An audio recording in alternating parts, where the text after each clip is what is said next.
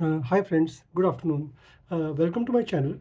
Today I will talk about a new book which has just been published in January and I read it last week.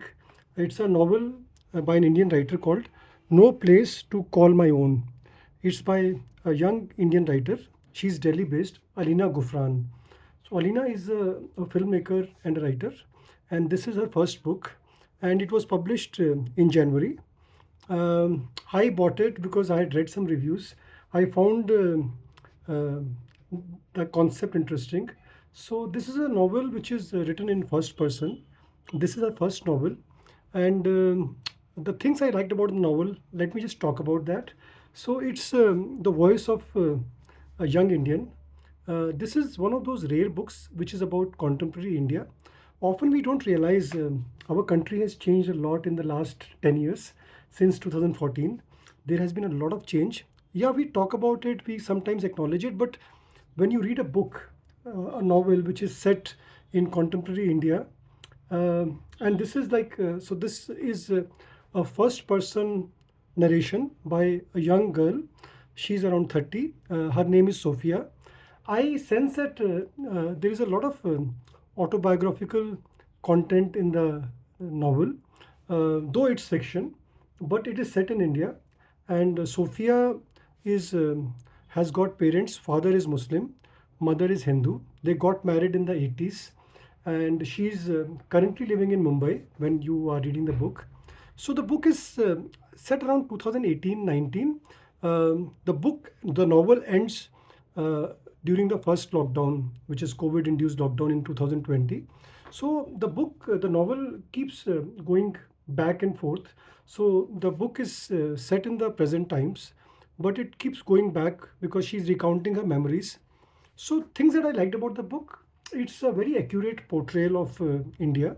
Um, it talks about a lot of things which are generally not discussed in literature or even in mainstream media. So I like that. Other thing is that it's the quality of writing is really good. So I think that's the most impressive thing. It's not your typical fast-paced novel. It has got, I think, a lot of literary merit. I would compare her to Sally Rooney. So there are a lot of fans of Sally Rooney in India. If you want to read a book or novel which is set in India and which is in terms of style and in terms of literary merit comparable to Sally Rooney, you read this book. Uh, and it's a not a very thick book. Apart from the things that I mentioned, this is also a book which is a very accurate portrayal of young people finding their feet in urban India. The book alternates between Delhi, there is Mumbai, and she also goes to Dubai, and because she spent her childhood there. The protagonist, which is Sophia, she's her parents had moved to Dubai, so it's an interesting book in terms of geographical locations. There's Delhi, and I think the portrayal of the party scene, the dating scene in Delhi and Mumbai is quite accurate. I was also a little surprised that the reviews, a lot of reviews were not very um, positive. I don't know why, because I absolutely loved the book. I would highly, highly recommend it. So, coming back to the novel, it has got a lot of modern themes in the book.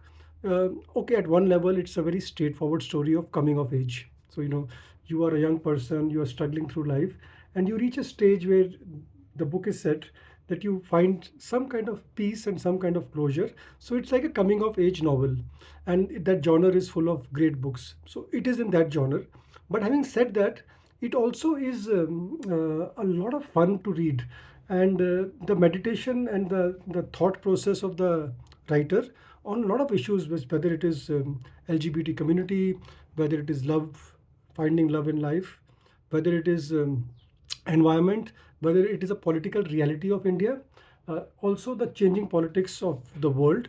The meditation on those aspects is really interesting. There's also a lot of meditation on art, for example, and a bit of an art scene in modern India. Filmmaking, for example, funding for uh, filmmakings, foundations which are based outside India, funding creative artists in India. So all those things are touched nicely, and I can sense that it is very realistic. This is how it happens. So it's a rewarding book.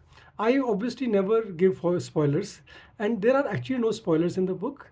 It's a fairly fast-paced book.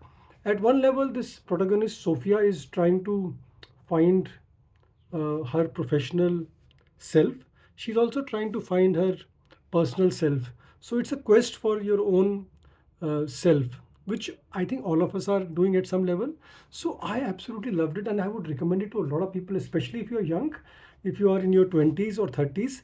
Please read the book. You would find so much that you identify within the book. I can talk about a lot of other things, but I will just close by talking about one thing. The young people, often they are not understood because they form close bonds with their friends. Their bonds with their families are strained, and this book very beautifully explains through the relationship Sophia has with her close friend, and how it is very easy to say that okay, this person is irresponsible because they don't care about their parents, but the relationship explored in the book of Sophia with her parents, right, and also Sophia with her friends. I think it's very beautifully done. It's a lot of people would relate to it. So please go and buy the book. And yeah, an interesting aside, I had bought a physical copy of the book on Amazon. It's not very expensive. It will cost you, I think, 400 bucks on Amazon. So please buy it. I actually finished the book and then I left my bag in the Delhi metro and I never found the bag. So that bag had two books. This was one of the books. The second book, which I had not finished, so I'll buy that and I'll then review it.